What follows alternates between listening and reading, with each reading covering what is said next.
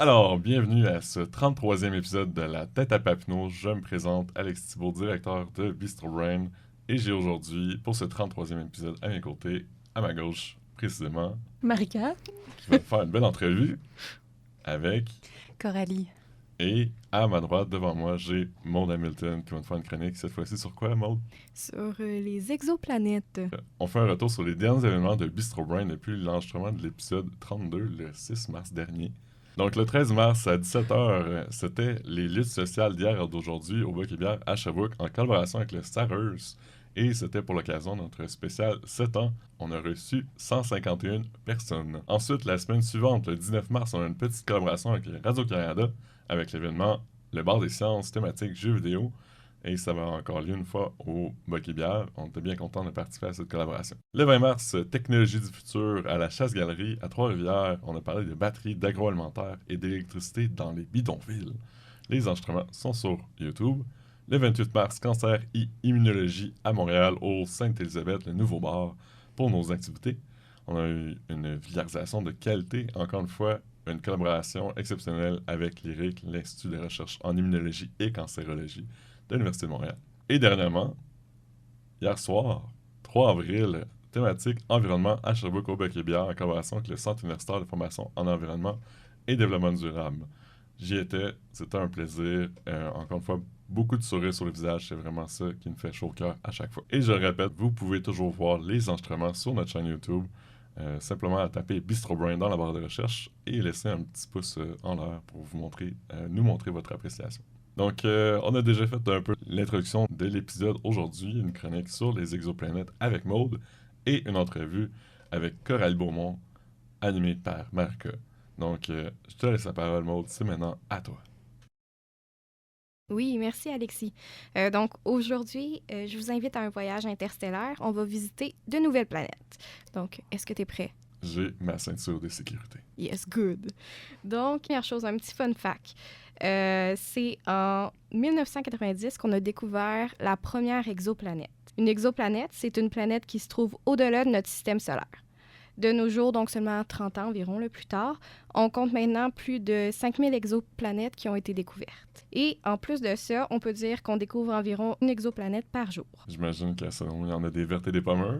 Ouais, clairement. On dirait en fait qu'il y a des planètes qui sont tout droit sorties d'œuvres de science-fiction. Donc, je vous ai concocté une petite liste de planètes que j'ai trouvées les plus étonnantes. Donc, tout d'abord, nous avons une magnifique planète bleue du nom de HD 189733. Incroyable nom. Cette planète-là a des dangereux nuages composés de morceaux de verre. Par la suite, on a la planète Kepler 70b qui se fait chauffer la couenne à 6800 degrés Celsius et qui s'évapore lentement sous cette chaleur pour éventuellement disparaître. Après ça, une planète à 2 soleils qui rappelle quand même Tatooine pour les fans de Star Wars.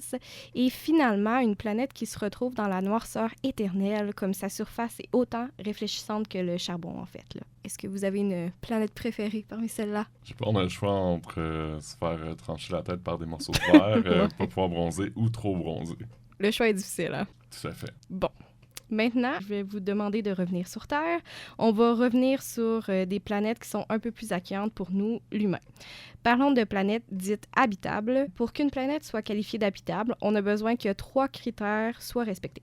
Donc, moment pop quiz, est-ce que vous avez une idée de quels critères doivent être respectés pour qu'une planète soit habitable, en fait? On a de l'eau liquide. OK.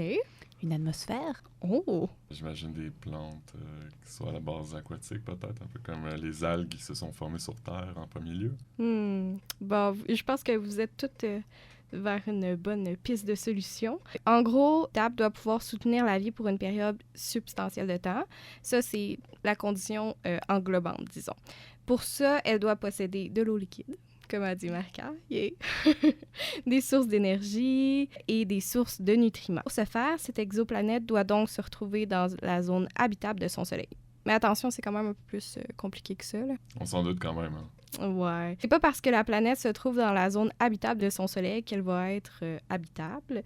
Par exemple, pour une planète qui orbite autour d'une étoile qui produit beaucoup de rayons X ou d'UV, ben, la planète sera pas habitable. Étant donné que la planète va manquer d'oxygène, comme il n'y aura pas d'atmosphère, comme tu as dit tantôt, Coralie. Donc, atmosphère important aussi. Si j'utilise un exemple qui est un peu plus près de nous, dans notre système solaire, la zone habitable de notre Soleil commence juste après Vénus et s'arrête juste avant Mars. Donc, si vous vous rappelez bien votre truc mnémotechnique du primaire, mon vieux, tu m'as jeté sur une nouvelle planète pour vous souvenir de l'ordre des planètes, la seule planète qui se trouve dans cette zone, ben, c'est notre chère Terre. Donc, la seule planète habitable pour nous. On s'entend qu'habitable, c'est pas nécessairement juste pour les humains, j'imagine. La notion que j'utilise là, pour dire habitable, c'est habitable pour l'humain, pour la vie sur Terre. Mais si on s'intéresse à n'importe quelle forme de vie, il y a deux courants de pensée chez les astronomes qui sont à la recherche de formes de vie. On a des chercheurs qui s'attendent à trouver la vie sur des planètes rocheuses comme la Terre. Et de l'autre côté, on a des chercheurs qui croient que les planètes qui sont recouvertes d'océans sont une meilleure option. Considérant que l'eau était à la base de la vie sur notre planète, une planète avec une bonne quantité d'eau serait donc une bonne candidate pour la vie. À noter que quand on parle de formes de vie, de nombreux chercheurs pensent que les formes de vie les plus courantes dans l'univers se retrouvent plutôt sous leur forme la plus simple, donc des micro-organismes. Mais là, j'imagine que toi, Maud, qui étudie la biologie des cellules, tu vas nous faire un plaisir d'expliquer comment ça fonctionne. C'est un micro-organisme et comment on les étudie. Oui, c'est pas tout à fait mon domaine d'études, mais c'est pas grave, je vais continuer. Avec la technologie qu'on possède en ce moment, les astronomes cherchent à trouver ce qu'on appelle une biosignature qui pourrait indiquer la présence de vie. Donc, je vais vous donner un exemple un peu plus concret de ce qu'est une biosignature. Si on avait un extraterrestre, donc un observateur externe à la Terre, et qui regardait notre chère planète et mesurait l'atmosphère, ce qu'il pourrait voir, c'est qu'il y a un surplus d'oxygène et donc il pourrait y avoir des organismes vivants qui sont capables de photosynthèse, comme nos arbres ou le plancton, par exemple. Mais là, au final, est-ce qu'on a trouvé une forme de vie sur ces chères exoplanètes-là qui sont très hospitalières?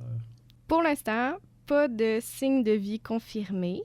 Mais si on utilise cette même stratégie, on a une exoplanète, l'exoplanète K2-18b, qui pourrait potentiellement, puis là, je vais le répéter, là, potentiellement, on n'est pas sûr, abriter des formes de vie extraterrestres. Donc, ces observations ont été réalisées grâce au télescope spatial James Webb, qui donne des indices spectraux pour identifier les gaz qui sont présents sur ces exoplanètes. Donc, l'atmosphère de cette exoplanète-là serait composée de méthane, de dioxyde de carbone et de très peu d'ammoniac. Ça pourrait donc suggérer qu'on fait affaire à une planète de type océanique, donc présence d'océan. Et finalement, et ça c'est la partie là, vraiment intéressante, c'est qu'il y aurait, parce qu'on n'est pas encore sûr pour ça non plus, non, on n'est jamais sûr. Il y aurait donc du sulfure de diméthyle, et ça c'est un composé qui est produit par plusieurs formes de vie sur Terre. Donc, comme je l'ai déjà dit, il reste encore à confirmer la présence réelle de ce composé. Et après ça, il va falloir en fait également conclure si ça peut provenir d'autres sources que de sources vivantes. Et à ce moment-là, on va pouvoir conclure s'il y a de la vie sur cette planète-là ou non. Donc, pas de cousin exoterrestre de sitôt. Écoute, ce que je peux te dire, au moins, c'est qu'on cherche. Là. Rappelle aussi qu'on trouve environ une exoplanète par jour, donc les chances qu'on trouve de la vie extraterrestre un jour sont quand même assez élevées. Et pour ceux que ça intéresse, spécialement la recherche de vie extraterrestre intelligente, on cherche aussi. Il y a des organismes comme l'Institut SETI, dont l'acronyme veut littéralement dire « Recherche de vie extraterrestre intelligente », qui écoute le ciel depuis plusieurs années. Ils cherchent des ondes radio extraterrestres avec des télescopes qui sont, eux, radiosensibles. Donc, peut-être qu'un jour, on va pouvoir rencontrer E.T. Qui sait? Est-ce que tu penses qu'on va rencontrer E.T., Marca? J'aimerais beaucoup. T'aimerais toucher son doigt et guérir tous tes maux? Oui, faire un tour sur son vélo. Ouais, ça, j'avoue. Ouais. Pour l'Halloween en plus. Ben, un grand merci, Maud, pour ta chronique sur les exoplanètes. Ça nous ouvre les horizons. Donc, on va passer à une petite transition et on vous revient avec une autre info.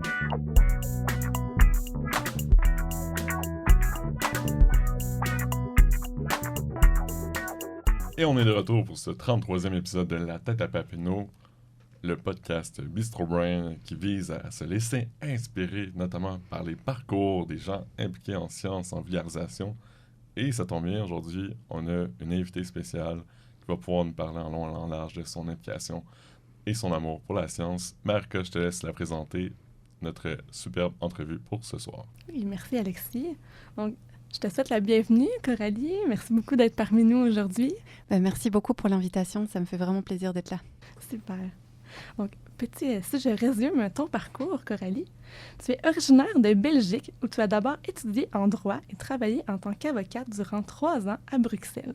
Puis, changement de cap, tu décides de revenir aux études pour suivre un master complémentaire en sciences et gestion de l'environnement. C'est d'ailleurs durant ce master que tu effectues un stage à l'Université de Sherbrooke et que tu découvres le Québec. Tu poursuis ensuite ton parcours au Québec, d'abord en effectuant un DESS en journalisme à l'Université de Montréal. Puis, durant quelques années, tu évolues en tant que journaliste et chroniqueuse pour plusieurs journaux et magazines, dont La Tribune, Pivot et Nouveaux Projets. Donc, cher public, si vous avez peut-être déjà entendu le nom de Coralie Beaumont dans les médias, c'est parce qu'elle est à quelques endroits. Je me disais également d'avoir vu ce nom passer, puis tout s'explique maintenant. Coralie, tu transitionnes ensuite pour faire un contrat de professionnel de recherche en communication pour Biodiversité Québec. Et finalement, tu portes aujourd'hui fièrement le statut d'étudiante puisque tu débutes un doctorat en droit et en biologie à l'Université de Sherbrooke sous la direction de Catherine Choquette et Dominique Gravel. Quel parcours débordant de rebondissements, vraiment c'est impressionnant. Merci. Donc, ma première question pour toi. Avec ton parcours en droit et en communication, qu'est-ce qui t'a amené à vouloir te spécialiser en biologie et en environnement? Eh boy, longue histoire courte. Si je dois citer un moment mémorable, c'est vraiment mon voyage dans le Yukon. Donc après mes études en droit, on a décidé avec mon chum de partir vivre là-bas quelques mois. Et c'est la première fois de ma vie où j'ai vraiment ressenti ce que c'est la nature, finalement, de ne pas être en contrôle, mais plutôt d'avoir cette nature autour de nous qui nous contrôle et dans laquelle il faut arriver à survivre, finalement. Ça a l'air assez tough comme ça, mais c'était vraiment la sensation. Et c'est vraiment là que mon lien avec la nature s'est révélé. Et une fois que j'ai passé cette étape-là, on dirait que j'étais plus la même. Donc revenir à Bruxelles, au milieu des voitures, dans les constructions, etc., on dirait qu'il me manquait cet aspect de la nature à chaque jour. Raison pour laquelle, quand j'étais avocate, j'aimais ça. Mais la vérité, c'est que je cherchais à passer en droit de l'environnement parce que ça me semblait tellement important de défendre ces valeurs. Alors c'était... Bon, je ne vais pas dire mon âge, mais c'était bien avant le rapport du GIEC sur le 1.5, par exemple, qui a fait lever les foules, Greta Thunberg, on ne connaissait pas. Et je me souviens, à l'époque, j'avais postulé dans un cabinet qui me disait, tu sais, non, on fait le contraire, là. En fait, nous, on défend les industries qui polluent pour essayer qu'elles aient le moins d'amendes possible, etc. Puis j'étais là, OK, en fait, je ne vais pas être capable, ça ne marche pas. Il n'y avait pas d'action collective non plus en Belgique. Donc, raison pour laquelle j'ai fait un peu un bilan en me disant, OK, tu sais quoi, je vais faire ce qui me passionne et quelque chose qui résonne en moi et qui vraiment va chercher mon sens de la justice aussi. Donc, plutôt que défendre des individus, ici, je défends des écosystèmes. Et c'est comme ça que j'ai fait le master en environnement en Belgique. Alors, pourquoi la biodiversité? C'est marrant comme histoire parce que, un peu comme beaucoup de gens, je pense, à l'époque, tu sais, la biodiversité, on n'en parle pas tant, là. Je trouve ça un peu... pas poche, mais tu sais, qu'est-ce qu'il y a à dire sur la biodiversité? C'est un petit oiseau, un arbre, c'est bien sympa, mais qu'est-ce qu'il y a d'autre à dire? Puis, à une réunion, j'ai rencontré celui qui est mon directeur de thèse aujourd'hui, puis il me parlait de quelque chose, Biodiversité Québec, puis il me disait, c'est génial, c'est un portail, on va mettre des données en ligne, tout le monde va pouvoir les consulter. Puis je me souviens à l'époque, avec ma casquette un peu de journaliste, j'avais dit, mais voyons donc, tu crois que tu vas mettre un portail en ligne avec des données de scientifiques, puis les gens, ils vont arriver comme ça, ils vont cliquer dessus, puis ils vont venir consulter ces données. Donc j'ai un petit peu démonté son projet en 2 secondes en disant, ouais, je crois que ça passera pas le test du réel, et c'est comme ça que finalement, maintenant, j'ai eu un travail pour Biodiversité Québec pour développer la partie vulgarisation et justement essayer de rejoindre les gens pour leur expliquer c'est quoi la biodiversité, que j'ai pu découvrir moi-même aussi, et c'est pas poche du tout. En fait, c'est passionnant à découvrir tout ce qu'on sait pas là-dessus. Donc, c'est vraiment cette expérience-là qui a fait que quand mon directeur de thèse m'a dit, tiens, ça te dirait pas de faire un doctorat là-dessus? Beaucoup de réflexions, beaucoup d'interrogations, et puis à la fin, un grand oui. Une suite de valeurs et de rencontres qui ont mené ton parcours un petit peu. Tu parles de protection de la biodiversité, souvent considérée comme cette grande oubliée. Donc, comme tu mentionnais plus tôt, dans les médias, on mentionne souvent le besoin d'agir beaucoup en lien avec les changements climatiques, mais beaucoup moins en lien avec la biodiversité. Pourrais-tu nous en parler un peu davantage? Et est-ce qu'on en connaît les principales causes de perte de la biodiversité? Oui, justement, il y a un peu un tunnel climat en ce moment qui est bien correct, à savoir que les gens au climat ont vraiment fait leur job là. Ils ont bien travaillé pour vulgariser, pour être présents dans l'espace public. Et donc, à côté de ça, la biodiversité a un petit peu plus de mal à démarrer, à être comprise en tant que situation problématique, mais aussi en tant que solution. Parce que oui, le climat et la biodiversité, c'est un peu comme les deux faces d'une même médaille. Donc à savoir, quand on agit positivement sur l'un, ça peut agir positivement sur l'autre et inversement. Donc au niveau des causes, justement, moi c'est ça que j'aime dans la biodiversité, c'est que il y a comme tout le beau qu'il n'y a pas en climat. Donc, par exemple, si je vous dis « faut réduire les gaz à effet de serre, faut réduire les émissions de CO2 », mais si je vous parle en biodiversité, je vais vous dire « si on plantait un arbre ?»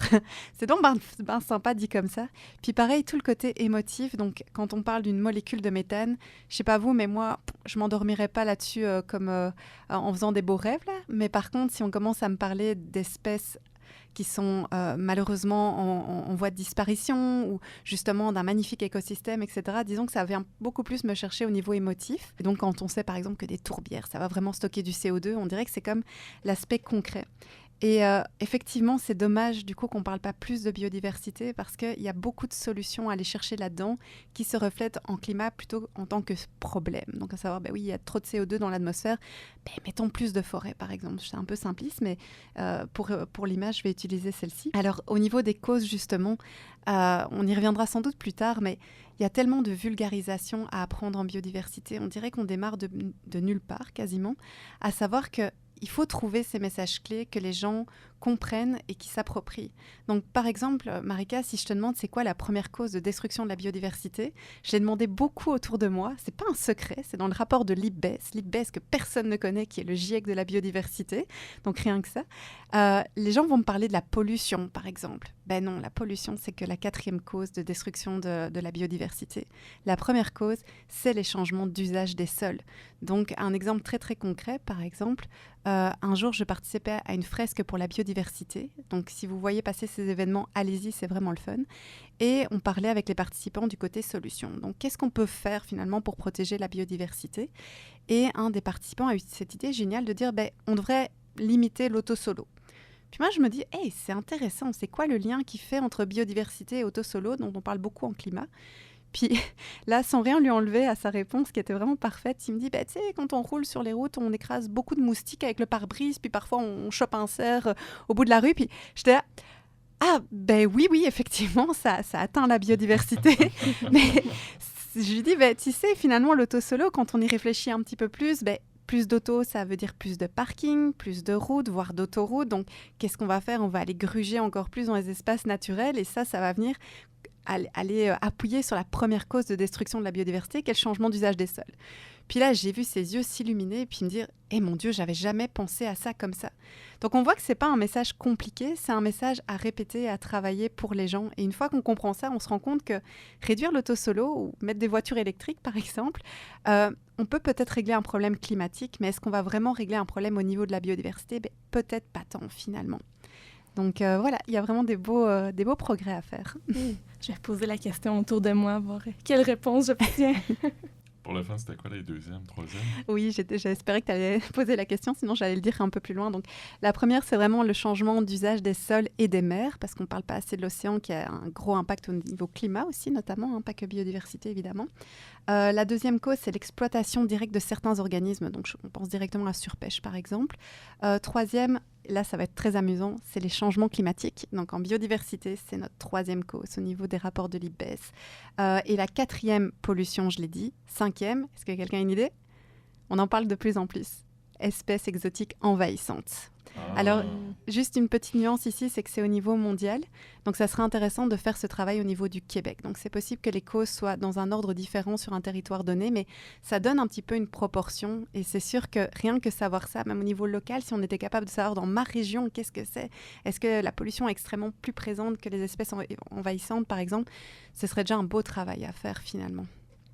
Un peu comme ceux en climat, on est un petit peu jaloux d'eux, là. Eux, ils savent très bien les causes. OK, c'est quel secteur qui envoie le plus de gaz à effet de serre dans l'atmosphère, par exemple? Qu'est-ce qu'il faut travailler en premier? Par exemple, les transports. Ben, voilà, il faudrait que la population en entende un petit peu plus parler, de savoir, changement d'usage des sols, c'est quelque chose, là. Merci beaucoup. Si je reviens à ton parcours, qui est super multidisciplinaire, ton parcours a peut-être été parsemé de grands questionnements existentiels. Pourrais-tu nous parler un peu de comment a évolué la perception de ton rôle au fil des années? C'est vraiment une bonne question parce que quand tu me demandes ça, on dirait que je me revois assise dans le divan en train de me dire « Eh mon Dieu, quel genre de choix je suis en train de faire pour mon futur ?» J'ai l'impression que c'était là à un moment donné ou à un autre. C'est ça.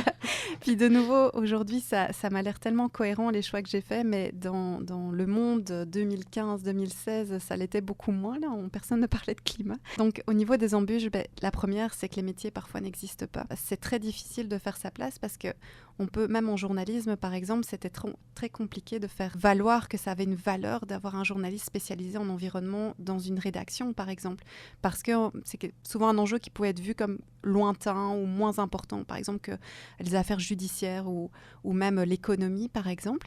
Donc ça a toujours été un petit peu des embûches de « ok, c'est cohérent comme parcours, mais je le sais moi, mais il faut que j'arrive à le faire découvrir aux autres aussi. » Donc au niveau de la cohérence du parcours, ça c'était quelque chose aussi à savoir. Beaucoup de gens me disaient « mais bon Dieu, t'es en droit, qu'est-ce que tu vas faire en environnement là ?»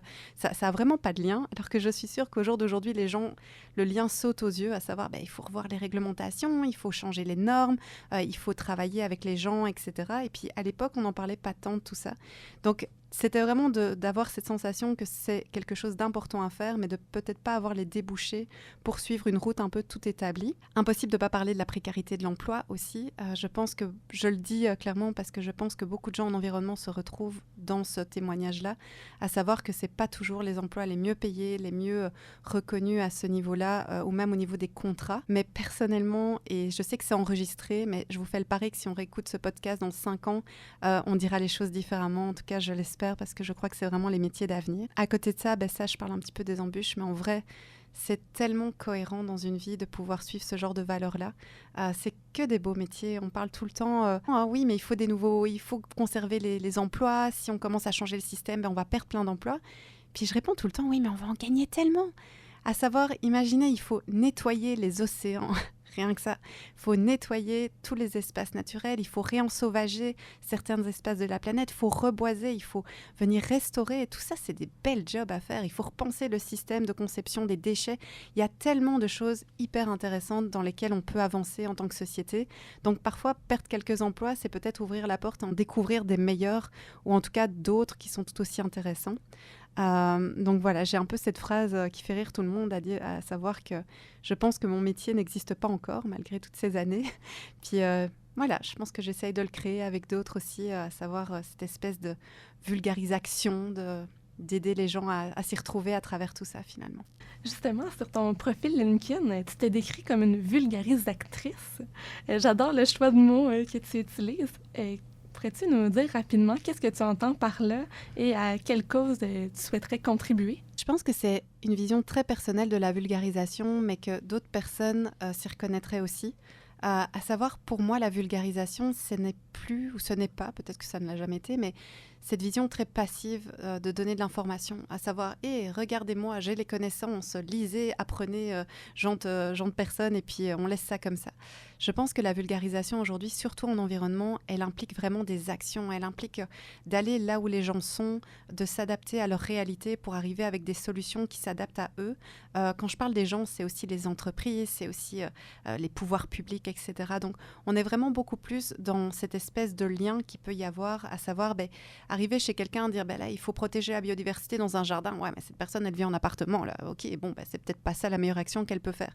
C'est peut-être un exemple un petit peu bête, mais parfois quand on fait de la vulgarisation grand public, on perd un petit peu de ce caractère-là, de dire oui mais comment on met concrètement en œuvre les solutions, parce que finalement c'est de ça dont il s'agit aujourd'hui, c'est de comprendre ces solutions, parce qu'une solution qu'on comprend pas, on va pas la faire ou pas bien la faire, mais surtout comment est-ce qu'on la met en œuvre dans la réalité. Ce qui est la raison pour laquelle d'ailleurs je fais un doctorat. Une autre partie que j'aime beaucoup dans ce terme vulgarisation, c'est que quand j'étais journaliste, je me disais tout le temps « Ouais, mais Le problème, c'est le manque d'information. C'est certain que si on donne l'information aux gens, ça va avancer, on va aller de l'avant, etc. Puis après quelques années de pratique, je me suis dit, ouais, c'est peut-être pas tant que l'obtention de l'information. Et pour ça, justement, au niveau des biologistes, il y a vraiment, par exemple, du travail à faire pour leur dire, en fait, pour leur donner une voix, pour qu'ils comprennent qu'ils ont une voix là-dedans et les aider à parler aux médias, à parler à la population, etc. Parce que c'est pas le rôle des scientifiques à la base de faire ça. Et c'est pour ça qu'ils ont besoin parfois d'avoir des intermédiaires comme des gens comme moi, ou moi je suis pas une biologiste, mais j'essaye de parler avec eux. Et justement, quand je parle avec des biologistes, je leur dis, mais vous vous rendez compte de la place que vous avez dans la société au jour d'aujourd'hui? Vous le saviez peut-être pas en commençant vos études, mais vous êtes les climatologues, vous êtes ceux qui allez pouvoir nous guider sur cette restauration de la biodiversité, sur ce qu'il faut faire, quelles sont les actions à prendre.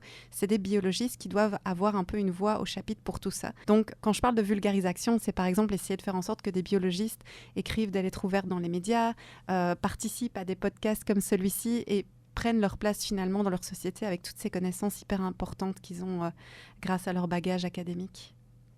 Oser prendre parole. Exactement. Justement. Quels sont tes conseils pour un scientifique, un biologiste qui souhaiterait prendre la parole et s'adresser aux médias et aux décideurs?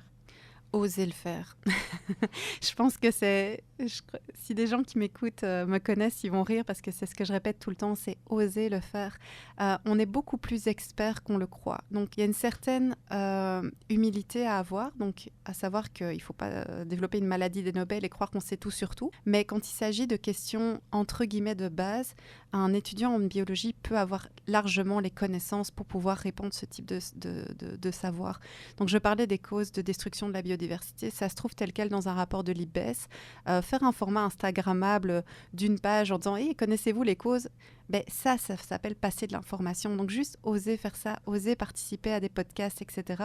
La deuxième chose que je trouve vraiment très, très importante, et c'est sur ça que je travaille, j'ai envie de dire jour et nuit presque, c'est développer des messages clés. À savoir, la biodiversité, là, moi, quand je suis rentrée là-dedans, je vous avais dit au début, je trouvais ça un peu poche, j'y connaissais rien. Puis je parlais avec des biologistes et j'étais « Oh mon Dieu que c'est compliqué !» Je comprends pourquoi est-ce que c'est difficile à vulgariser parce que c'est tellement de nuances, etc. Mais c'est pas vrai qu'il n'y a pas de message clé à sortir. C'est juste un peu de travail d'arriver à généraliser, mais c'est possible de le faire.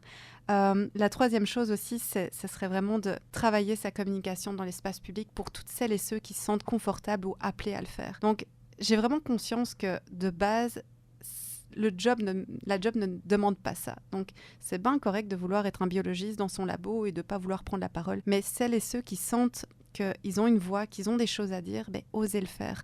Parce qu'en faisant ça, ça veut dire qu'on va répandre de l'information, on va permettre aux gens de comprendre ce qui se passe et comment agir. Tu as déjà un petit peu répondu, mais notre fameuse question ici au podcast La tête à Papineau. Selon toi, quelle place devrait avoir la vulgarisation scientifique ici au Québec?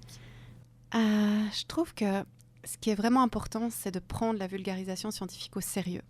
C'est vraiment de la considérer maintenant comme une part entière du processus, j'allais dire de réparation du monde, mais ça fait donc bien intense, mais de la considérer vraiment comme une solution en fait, à savoir que vouloir faire passer des politiques publiques, on a l'exemple de la taxe carbone en ce moment par exemple, qui a été extrêmement mal vulgarisée, mal expliquée. Quand la vulgarisation scientifique n'est pas prise au sérieux, ça peut mener à de la polarisation, ça peut mener à des rejets de super bonnes mesures ou à l'adoption de très mauvaises mesures aussi.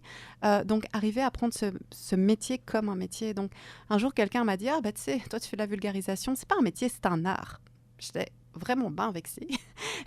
Je trouve que c'est un métier à la base. Ça demande du travail, ça demande d'aller rencontrer les gens, de développer des outils, etc. Donc, j'espère vraiment que dans le futur, quand on considérera une solution environnementale, quelle qu'elle soit au niveau d'une municipalité, des budgets seront mis pour la vulgarisation et la communication au grand public. Et vraiment une vraie communication sincère, basée sur des faits, sur des discussions, etc. Et là, je pense que tous ensemble, on va s'élever.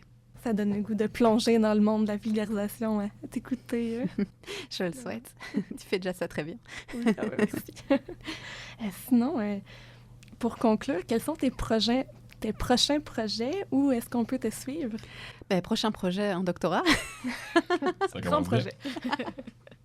On aura peut-être l'occasion de s'en parler un autre jour, mais en longue histoire courte, mais à nouveau, mais mon doctorat, ça vise à parler et faire parler de la biodiversité dans le but de changer des normes en sa faveur.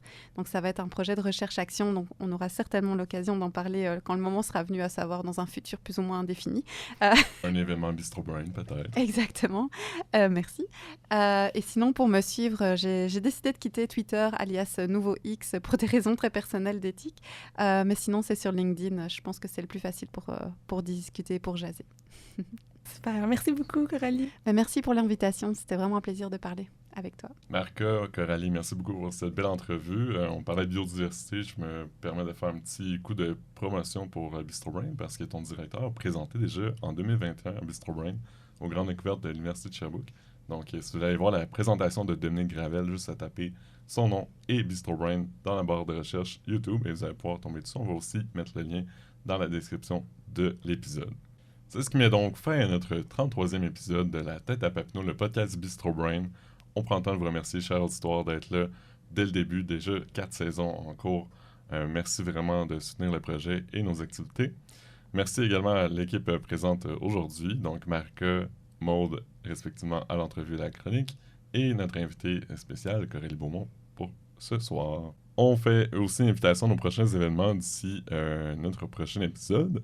Donc, à commencer avec le 10 avril à Sherbrooke, un événement hors série science et fiction qui est en collaboration avec le Festival Cinéma du Monde de Sherbrooke. C'est déjà à sa 3e édition. Et qu'est-ce qu'on va faire? On va départager la science de la fiction dans des œuvres populaires comme Doom, Godzilla ou encore Watchmen. Donc, c'est ton rendez-vous la semaine prochaine à Sherbrooke. Sinon, on a un autre événement à Montréal le 25 avril qui est encore une fois au Sainte-Élisabeth. C'est notre événement de fin d'année à Montréal, thématique neurosciences en collaboration avec le Centre d'innovation biomédicale de l'Université de Montréal. Là-dessus, on vous remercie encore une fois pour votre écoute et on vous invite toujours à partager la bonne nouvelle du podcast à vos amis. Au plaisir!